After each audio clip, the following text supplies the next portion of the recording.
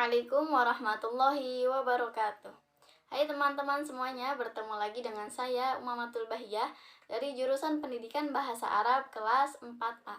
Pada kesempatan kali ini, saya ingin sedikit menjelaskan mengenai materi ke-6 dari mata kuliah Metodologi Pengajaran Bahasa Arab yang diampu oleh Bapak Hasan Saifullah dengan tema Pendekatan Saintifik dalam Pembelajaran Bahasa Arab. Nah, pada tema kali ini saya akan membahas dua pembahasan, yaitu yang pertama pengertian dari pendekatan saintifik, kemudian yang kedua yaitu langkah-langkah pendekatan saintifik dalam pembelajaran bahasa Arab. Baik, langsung saja pada pembahasannya. Baik, pembahasan yang pertama yaitu pengertian dari pendekatan saintifik. Apakah yang dimaksud dari pendekatan saintifik itu? Pendekatan saintifik merupakan pembelajaran yang mengadopsi langkah-langkah saintis dalam membangun pengetahuan melalui metode ilmiah. Dalam proses pembelajaran menyentuh tiga ranah, yaitu sikap, pengetahuan, dan keterampilan.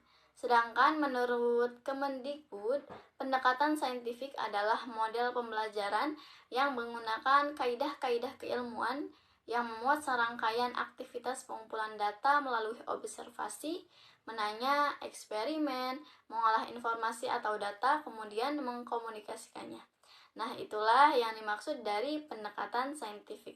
Selanjutnya yaitu langkah-langkah pendekatan saintifik.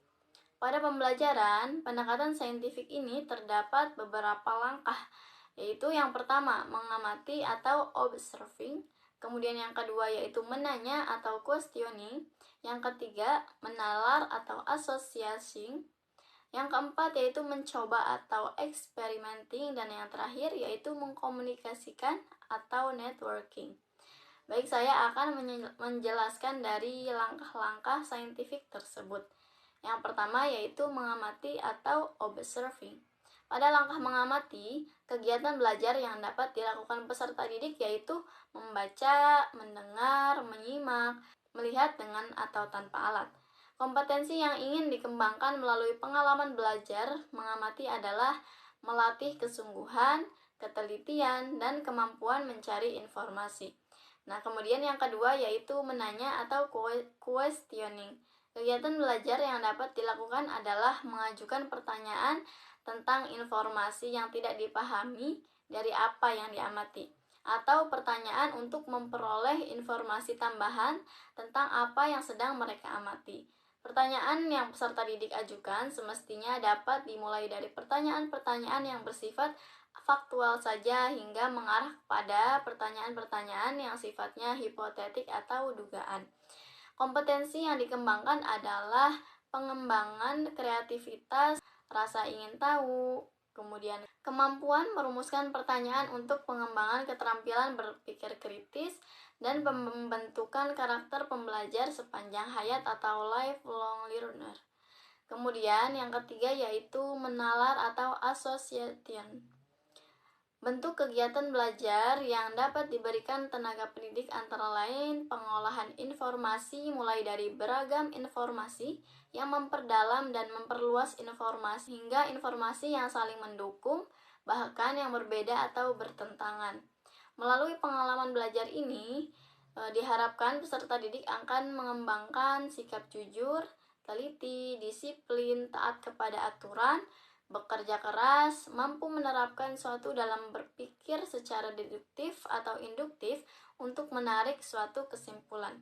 Selanjutnya, yang keempat yaitu mencoba atau experimenting.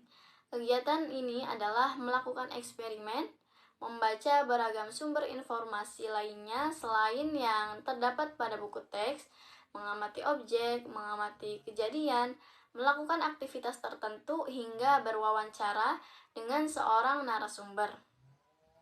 Kompetensi yang ingin dikembangkan antara lain peserta didik akan mengembangkan sikap teliti, jujur, sopan, menghargai pendapat orang lain, memiliki kemampuan berkomunikasi, memiliki kemampuan mengumpulkan informasi dengan beragam cara, mengembangkan kebiasaan belajar, hingga menjadi seorang pembelajar sepanjang hayat atau lifelong learner. Dan yang terakhir yaitu mengkomunikasikan atau networking. Kegiatan yang dilakukan yaitu memberikan pengalaman belajar untuk melakukan kegiatan belajar berupa menyampaikan hasil pengamatan yang telah dilakukannya. Kesimpulan yang diperolehnya berdasarkan hasil analisis dilakukan baik secara lisan, tertulis, atau cara dan media lainnya. Ini dimaksudkan agar peserta didik mempunyai kesempatan untuk mengembangkan kompetensinya dalam hal pengembangan sikap jujur, teliti, toleransi, berpikir secara sistematis, mengutarakan pendapat dengan cara yang singkat dan jelas, hingga berkemampuan berbahasa secara baik dan benar. Sekian penjelasan dari saya mengenai materi pendekatan saintifik dalam pembelajaran bahasa Arab. Semoga dapat difahami dan dapat bermanfaat bagi teman-teman sekalian. Kurang lebihnya mohon maaf. Wassalamualaikum warahmatullahi wabarakatuh.